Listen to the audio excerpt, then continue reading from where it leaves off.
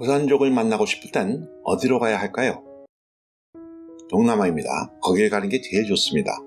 태국하고 버마, 라오스 그리고 중국이 국경을 맞대고 있는 산간지대엔 고산족 마을들이 많으니까요. 하지만 조금 더 쉽고 편하게 만나고 싶다 그럴 땐 태국 치앙마이로 가야 할 겁니다. 몽족, 아카족, 라오족, 리스족 그리고 카야족 사람들한테 땅을 빌려준 다음 거기서 농사를 짓다가 방문객이라도 들리면 그 사람들한테 기념품을 팔면서 살아라. 그렇게 민속촌들을 몇 군데 만들어 놨기 때문입니다. 고산족 중에서도 관심을 제일 많이 받는 부족들은 누굴까요? 물론 카렌족입니다. 어릴 때부터 여자 아이들 목에 노쇠거리를 걸어갔고 목을 길게 만드는 어떻게 보면 조금 잔인한 그런 관습을 갖고 있다고 해서 유명세를 타고 있는 부족 아닙니까? 그래서 그런 빌리지를 찾아가면 안 된다 이렇게 얘기하는 사람들도 있습니다. 너희 그 알량한 호기심을 만족시키겠다고 동물원처럼 인간을 전시해 놓은 그런 것을 찾는다는 건 너무 비도덕적이고 비인간적 아니냐 그거죠. 틀렸다고 하기는 힘듭니다. 하지만 이 사람들이 누굽니까? 전쟁 때문에 조상 대대로 살아온 땅에 못 살고 태국으로 도망쳐 나온 사람들 아닙니까? 태국 정부에서 주민등록을 해주지 않아서 일자리도 구할 수 없고 교육이나 복지 혜택 이런 것들도 받지 못하는 사람들입니다. 찾아주는 사람들이 없다면 먹고 사는 문제가 아주 심각해질 수밖에 없는 그런 사람들이란 뜻이죠. 아무튼 이런 빌리지를 찾아간다는 게 사람에 따라선 부담스럽게 느껴질 수도 있을 수 있습니다. 그런 분들이라면 조금 고생스럽더라도 이 사람들이 살고 있는 산속 마을들을 찾아가야 하겠죠. 그런데 다른 고산 부족들은 태국, 베트남, 라오스 이렇게 여러 나라에 퍼져서 살고 있지만 카렌족은 다릅니다. 주로 버마, 지금 나라 이름을 미얀마로 바꾼 그 버마 땅에 모여 살고 있습니다. 그래서 카렌족 사람들을 만나겠다 그러면 버마로 가야 합니다. 문제는 이 나라를 찾아가는 게 쉽지 않다 그겁니다. 1962년부터 50년 동안 군사 독재를 해왔기 때문에 외국인들이 투자도 하지 않았고 관광객 발길까지 드물었던 까닭에 동남아시아의 최빈국 소리를 듣는 그런 나라니까요. 물론 버마에도 잠깐 민주화 바람이 불긴 했었습니다. 2010년 선거에서 버마 사람들이 아웅산 수치에게 표를 몰아주는 바람에 군부가 자기들이 쥐고 있던 권력을 일부 양보하는데 동의를 했던 2011년부터 21년까지의 약 10년 동안이 바로 그렇게 따뜻한 바람이 불던 때였습니다. 물론 군부는 2021년에 판을 다시 뒤집어버리고 맙니다. 다시 암흑 세상으로 되돌아간 거죠. 어쨌든 버마의 봄이라고 불리던 그 당시 많은 사람들이 버마를 다녀왔고 저희도 그중 하나입니다. 카렌족들이 많이 산다는 카야주의 마을을 방문하는 기회도 가질 수 있었고요. 그런데 양곤에서 카야주로 가는 길이 만만치 않습니다. 네피도라는 도시 들어보신 분 많이 계시죠?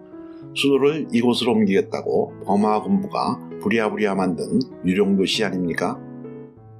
그래도 여기까지는 고속도로가 뚫려 있어서 갈만합니다. 물론 이름만 고속도로지 사실은 우리나라 지방국도보다 못하긴 합니다만 문제는 네피도에서 카야주의 주도 로이코까지 가는 길입니다. 산길로 무려 1200m 고도를 올라가야 하니까요. 길 포장이 제대로 안 되어 있는 것이 많아서 완전 거북이 걸음, 양곤에서부터는 500km 길인데 10시간은 좋게 잡아야 합니다. 카렌족 마을에 가보려고 로이코에 들렸지만 시리밍글라 땅에 발음이 맞는지는 모르겠습니다. 아무튼 석회산바이산 여기에 있는 파고다 구경을 해야겠죠. 아침 일찍 카렌 마을로 떠납니다. 가는 길 도중에 호숫가에 들려서 코끼리도 타보고 카렌족 마을에 도착합니다. 그런데 마음대로 들어갈 수 있는 건 아닙니다. 카렌 가이드를 동반해야 하고 들어가는 것도 차편으로는 안 되고 반드시 걸어서 가야 한다고 하네요. 마을 입구의 교회 건물이 눈을 끄네요. 20% 가까운 카렌족 사람들이 기독교를 믿는다더니 역시 사실인가 봅니다. 가이드가 이끄는 대로 이 집 저 집 구경을 합니다. 그런데 치앙마이 고산적 마을과는 분위기가 사뭇 다릅니다. 실제로 사람들이 사는 곳이라서 그렇겠죠. 건네지는 미소도 더 친근하게 느껴집니다. 그런데 가이드가 이끌고 가는 집은 이미 정해져 있는 것 같아 보이더군요. 손재주가 좋은 사람들, 아니면 동네에서 노래를 잘 부르고 악기를 제일 잘 다루는 사람, 이런 사람들이 집들을 골라서 보여주는 것 같았습니다. 제일 먼저 들린 곳은 중년의 카렌족 아주머니 집입니다. 아주머니가 칼과 망치를 두드리면서 뭔가를 만들고 있더군요. 현금도 없고 시장에 나가는 것 자체가 일이라서 그런지 필요한 것들은 대부분 직접 만들거나 고쳐서 쓴다고 가이드가 설명을 합니다. 물레장인 할머니 집에도 들립니다. 할머니가 물레질 실현을 한 다음 해보라고 하는데 잘 될 리가 없죠. 우리가 물레질을 해봤던 건 언제입니까? 호랑이 담배 먹던 시절 아닙니까? 집에서 담갔다면서 내주는 술도 한 모금씩 맛보고 춤도 추고 카렌족 기타도 타보면서 색다른 경험을 해봅니다. 할머니와 작별을 하고 마을을 계속 둘러보는데 하교하는 학생들이 보입니다. 가지고 온 학용품과 간식거리를 주니 즐거워하네요. 다시 트레킹 타임입니다. 하고 싶어서 하는 건 아닙니다. 따라오라고 하니까 따라가는 거죠. 마을이 내려다 보이는 자그마한 언덕에 올라간다고 합니다. 황금 파고다는 이 산골에서도 역시 빠지지 않고 있더군요. 비율로 따지면 카렌족 사회에서도 불교가 으뜸이라고 하니까 이상한 일은 아닙니다. 하지만 토템 신앙을 믿는 사람들도 많다고 합니다. 꼬리가 긴 새, 꽁같이 보이긴 하는데 그게 맞는지 확실하지는 않습니다. 어쨌든 나무새를 깎아 만들어 놓고 제사를 드린다고 하네요. 오솔길을 따라 언덕을 오르니 도시락이 기다리고 있습니다. 쌀밥과 나물 반찬들을 바나나 잎으로 싸서 배달을 했네요.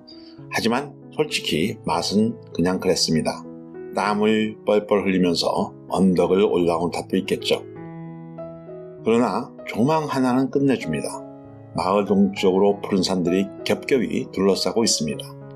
그 산들을 넘어가면 태국 치앙마이 북쪽에 있는 매홍선 마을이라고 합니다. 버마 군부의 공격을 피해서 카렌족 사람들이 왜 태국으로 피난을 가는지 쉽게 이해가 되더군요. 카렌 마을에서 마지막으로 만난 사람은 이 마을 최고 가수라는 풀피리 장인입니다. 낯선 이방인들을 위해 기꺼이 풀피리 연주도 해주고 노래도 한 곡 들려줬으니 스카프 정도는 구입을 해줘야 예의겠죠. 그런데 이해가 되지 않는 부분이 있습니다. 버마 국민의 90% 이상이 믿는다는 불교, 평화의 종교라고 하지 않습니까? 그런데 왜 가진 것 없는 고산족들을 상대로 피비린내 나는 전쟁을 계속하고 있는 걸까요? 소수민족들과의 융합을 강조하는 의미를 담아서 세웠다는 양곤의 독립기념탑이 부끄러워질 정도입니다. 산 너머 동쪽 나라 태국에서 피난 생활을 하고 있는 카렌 사람들은 언제쯤 고향으로 돌아올 수 있을까요?